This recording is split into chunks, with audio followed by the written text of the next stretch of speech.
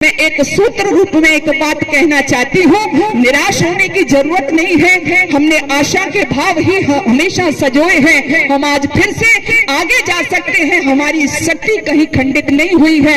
एक बात मुझे याद आ रही, कहते हैं एक पहलवान जी थे और पहलवान जी घूमने जाते थे, प्रातः भ्रमण करते थे, एक्सरसाइज करते थे। तो जैसे ही वो घूमने के लिए जाते थे, रास्ते में कुछ वृक्ष उनको मिलते थे। तो जब वृक्ष मिलते थे तो उनसे वो लटकते थे, जूझते थे, तो वृक्ष हिलना शुरू कर देते थे, क्योंकि पहलवान जी थे, बहुत ताकत भी थी शरीर में। लेकिन कुछ समय व्यतीत हुए और उसके बाद में उनका विवाह हो गया। विवाह हो गए, 5 बेटे पैदा हो गए। कुछ दिनों के पश्चात उसी क्रम में वो फिर घूमने के लिए गए। लेकिन जब घूमने के लिए गए तो वही बात फिर याद आई। घूमते घूमते एक वृक्ष खड़ा हुआ था और उस पर वो लटके। लेकिन जैसे ही उस पर लटके तो क्या देखते हैं, वृक्ष कुछ भी हिला नहीं, खुद पहलवान जी उस पर लटके हुए रह गए। जब घर आए वापस बड़ा क्रोध आया, अपनी पत्नी से आकर के कहा कि तूने तो मेरा सब कुछ बर्बाद कर दिया, चौपट कर दिया। पहले जब मैं घूमने जाया करता था तो किसी भी वृक्ष पर लटकता था, वृक्ष हिल जाता था, इतनी ताकत थी मेरे शरीर में, लेकिन आज तो मेरा सब लुट चुका है, बर्बाद हो चुका है। पत्नी मुस्कुराई और कहा कि घबराइए नहीं, तुम्हारे कितने बेटे हैं? 5 पुत्र हैं। 5 पुत्रों को बुलाया और 5 पुत्रों को पहलवान जी के साथ में किया और साथ में करके कहा कि अब जाइए।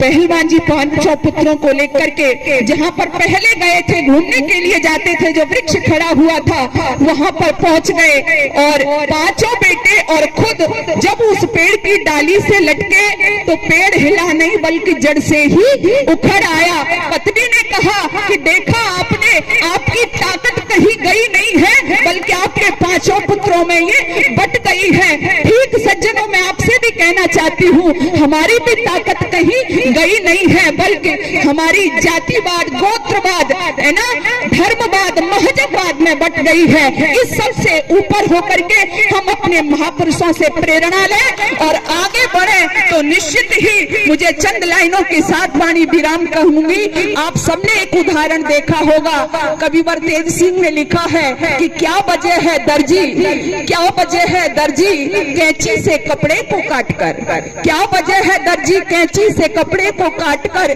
कैंची को हमेशा तले पांव के दबाता है।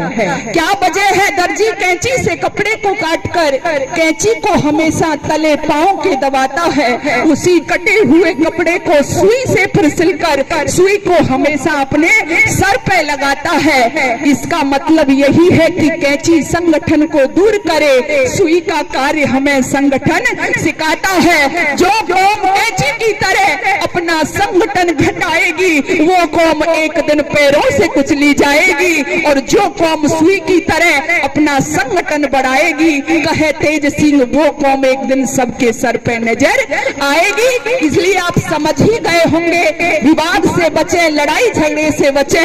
कोई भी आयोजन होता है उससे हम प्रेरणा लें और हम ही नहीं, अपने घर में अपने बच्चों को, अपनी संतति को वो सब सिखाएं, संस्कार दें। जब तक चरित्रवान नागरिक पैदा नहीं होंगे, श्रेष्ठ समाज का निर्माण नहीं होगा। जब तक हम संस्कारित संतति इस दुनिया में नहीं लाएंगे, हमारा जो उद्देश्य है, सबका उद्देश्य एक ही है, महान राष्ट्र हमारा बने, अच्छा समाज हमारा क्रिएट हो, तो तभी हम कर पाएंगे। मैं भी एक छोटा सा प्रयास इस दिशा में संस्कार जागृति मिशन के माध्यम से कर रही हूँ। आप सबका आशीर्वाद है और भी मैं चाहूंगी आप जहाँ मेरा ये समझें कि इसके प्रति जहाँ भी कोई कार्य आप अपने बच्चों में, युवाओं में, जो हमारी वैदिक संस्कृति है जो लोप हो रही है, हमारे संस्कार लोप हो रहे हैं, फिर से हम उनको अवगत कराएं।